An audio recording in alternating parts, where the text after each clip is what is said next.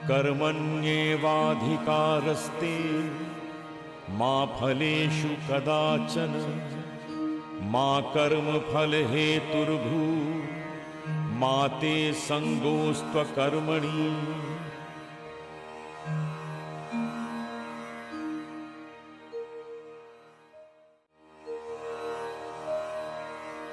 कर्मण्येवाधिकारस्ते मा फलेषु कदाचन मा कर्मफलहेतुर्भू मा ते संगोस्त्वकर्मणि।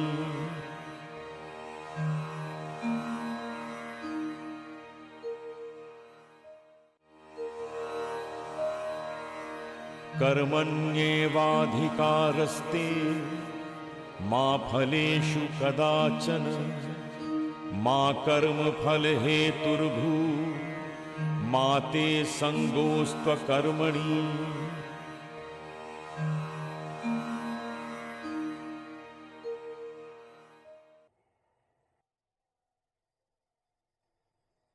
कर्मयोग का आधार सूत्र। अधिकार है कर्म में, फल में नहीं। करने की स्वतंत्रता है, पाने की नहीं। क्योंकि करना एक व्यक्ति से निकलता है और फल समष्टि से निकलता है। मैं जो करता हूं वो मुझसे बहता है, लेकिन जो होता है उसमें समस्त का हाथ है। करने की धारा तो व्यक्ति की, लेकिन फल का सार समष्टि का है। इसलिए कृष्ण कहते हैं, करने का अधिकार है तुम्हारा, फल की आकांक्षा अनधिकृत है। लेकिन हम उल्टे चलते हैं। फल की आकांक्षा पहले और कर्म पीछे। हम बैलगाड़ी को आगे और बैलों को पीछे बांधते हैं। कृष्ण कह रहे हैं, कर्म पहले, फल पीछे आता है, लाया नहीं जाता। लाने की कोई सामर्थ्य मनुष्य की नहीं है,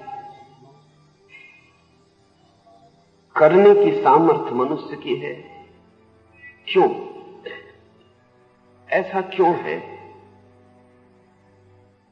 क्योंकि मैं अकेला नहीं हूं, विराट है।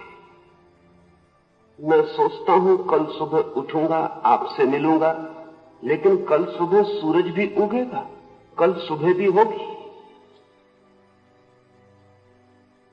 जरूरी नहीं है कि कल सुबह हो ही।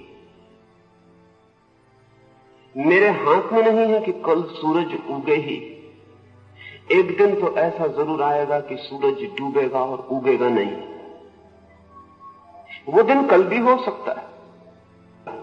हमारा क्या पक्का भरोसा है कि कल सुबह हम ही उगेंगे? कल सुबह होगी पर हम होंगे? जरूरी नहीं। और कल सुबह भी होगी, सूरज भी होगा, हम भी होंगे, लेकिन वचन को पूरी करने की आकांक्षा होगी? जरूरी नहीं। कल की कोई भी अपेक्षा नहीं की जा सकती। फल सदा कल है, फल सदा भविष्य में है, कर्म सदा अभी है, यही। कर्म किया जा सकता है, कर्म वर्तमान है, फल भविष्य है। इसलिए भविष्य के लिए आशा बांधनी, निराशा बांधनी। कर्म अभी किया जा सकता है, अधिकार है। वर्तमान में हम हैं, भविष्य में हम होंगे, ये भी तय नहीं। भविष्य में क्या होगा, कुछ भी तय नहीं। हम अपनी ओर से कर लें, इतना काफी है। हम मांगे ना, हम अपेक्षा ना रखें, हम फल की प्रतीक्षा ना करें, हम कर्म करें, और फल प्रभु पर छोड़ दें, यही बुद्धिमानी का गहरा से गहरा सूत्र है। ये बहुत मजेदार बात है कि जो लोग जितनी ज्यादा फल की आकांक्षा करते हैं उतना ही कम कर्म करते हैं। असल में फल की आकांक्षा में इतनी शक्ति लग जाती है कि कर्म करने योग बचती नहीं। असल में फल की आकांक्षा में मन इतना उलझ जाता है, भविष्य की यात्रा पर इतना निकल जाता है कि वर्तमान में होता ही नहीं। असल में फल की आकांक्षा में चित्त ऐसा रस से भर जाता है कि कर्म विरस हो जाता है, रसहीन हो जाता है। इसलिए यह बहुत मजे का दूसरा सूत्र आपसे कहता हूं कि जितनी फलाकांक्षा से भरा चित्त उतना ही कर्महीन होता है, और जितनी फलाकांक्षा से मुक्त चित्त उतना ही पूर्ण कर्मी होता है, क्योंकि उसके पास कर्म ही बचता है, फल तो होता नहीं जिसमें बंटवारा कर सके। सारी चेतना, सारा मन, सारी शक्ति, सब कुछ इसी क्षण अभी कर्म पर लग जाती है। स्वभावतः जिसका सब कुछ कर्म पर लग जाता है उसके फल के आने की संभावना बढ़ जाती है। स्वभावतः जिसका सब कुछ कर्म पर नहीं लगता उसके फल के आने की संभावना कम हो जाती है। इसलिए तीसरा सूत्र आपसे कहता हूं कि जो जितनी फलाकांक्षा से भरा है उतने ही फल के आने की उम्मीद कम है, और जिसने जितना फल की आकांक्षा छोड़ दी है उतने ही फल के आने की उम्मीद ज्यादा है। ये जगत बहुत उल्टा है। और परमात्मा का गणित साधारण गणित नहीं है, बहुत असाधारण गणित है। जीसस का एक वचन है कि जो बचाएगा उससे छीन लिया जाएगा, जो दे देगा उसे सब कुछ दे दिया जाएगा। जीसस ने कहा है जो अपने को बचाता है व्यर्थ ही अपने को खोता है, क्योंकि उसे परमात्मा के गणित का पता नहीं। जो अपने को खोता है वो पूरे परमात्मा को ही पा लेता है। तो जब कर्म का अधिकार है और फल की आकांक्षा व्यर्थ है, ऐसा कृष्ण कहते हैं, तो ये मत समझ लेना कि फल मिलता नहीं। ऐसा भी मत समझ लेना कि फल का कोई मार्ग नहीं है। कर्म ही फल का मार्ग है, आकांक्षा, फल की आकांक्षा फल का मार्ग नहीं है। लेकिन कृष्ण जो कहते हैं उससे फल की अधिकतम, ऑप्टिमम संभावना है मिलने की, और हम जो करते हैं उससे फल के खोने की मैक्सिमम, अधिकतम संभावना है, और लघुतम, मिनिमम मिलने की संभावना है।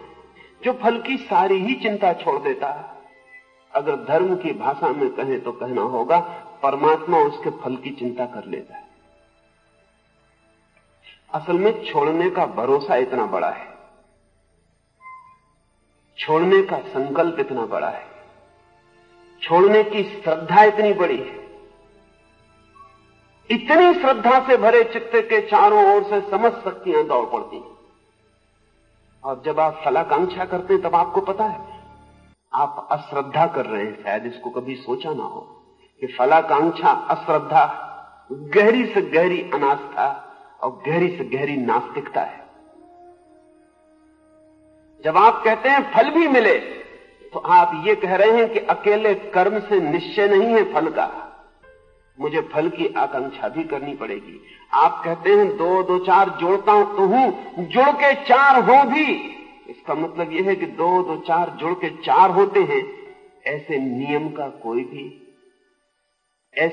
की कोई भी श्रद्धा नहीं है, हो भी ना भी हो। जितना अश्रद्धालु चित्त है उतना फलातुर होता है, जितना श्रद्धा से परिपूर्ण चित्त है उतना फल को फेंक देता है। जाने समष्टि, जाने जगत, जाने विश्व की चेतना, मेरा काम पूरा हुआ, अब शेष काम उसका है। फल की आकांक्षा वही छोड़ सकता है जो इतना स्वयं के कर्म पर श्रद्धा से भरा है, और स्वभाव था जो इतनी श्रद्धा से भरा है उसका कर्म पूर्ण हो जाता, टोटल हो जाता, टोटल एक्ट। और जब कर्म पूर्ण होता है तो फल सुनिश्चित है। लेकिन जब चित्त बटा होता है फल के लिए और कर्म के लिए, तब जिस मात्रा में फल की आकांक्षा ज्यादा है, कर्म का फल उतना ही अनिश्चित है। एक लेकिन मतलब सिर्फ इतना है कि जिसके पास अपना संकल्प है उसे परमात्मा का सारा संकल्प तत्काल उपलब्ध हो जाता है। तो अगर परमात्मा के हाथ उसे मिल जाते हैं तो कोई आश्चर्य नहीं। आदमी करता है कर्म, फल की अति आकांक्षा से कर्म भी नहीं हो पाता, और फल की अति आकांक्षा से दुराशा और निराशा ही हाथ लगती है। कृष्ण ने यह बहुत बहुमूल्य सूत्र कहा है, इसे हृदय के बहुत कोने में संभाल के रख लेने जैसा है। करें कर्म, वो हाथ में है, अभी है, यही है, फल को छोड़ें, फल को छोड़ने का साहस दिखलाएं, कर्म को करने का संकल्प, फल को छोड़ने का साहस, फिर कर्म निश्चित ही फल ले आता है। लेकिन आप उस फल को मत लाएं, वो तो कर्म के पीछे छाया की तरह चला आता है। और जिसने छोड़ा भरोसे से, उसके छोड़ने में, उसके भरोसे में ही जगत की सारी ऊर्जा सहयोगी हो जाती है। जैसे ही हम मांग करते हैं ऐसा हो, वैसे ही हम जगत ऊर्जा के विपरीत खड़े हो जाते हैं और शत्रु हो जाते हैं। जैसे ही हम कहते हैं जो तेरी मर्जी, जो हमने करना था वो हमने कर लिया, अब तेरी मर्जी पूरी हो, हम जगत ऊर्जा के प्रति मैत्री से भर जाते हैं, और जगत और हमारे बीच, जीवन ऊर्जा और हमारे बीच, परमात्मा और हमारे बीच एक हार्मनी, एक संगीत फलित हो जाता है। जैसे ही हमने कहा कि नहीं, किया भी मैंने जो चाहता हूं वो हो भी, वैसे ही हम जगत के विपरीत खड़े हो गए, और जगत के विपरीत खड़े होकर सिवाय निराशा के, असफलता के कभी कुछ हाथ नहीं लगता है। इसलिए कर्म योगी के लिए कर्म ही अधिकार है, फल परमात्मा का प्रसाद है।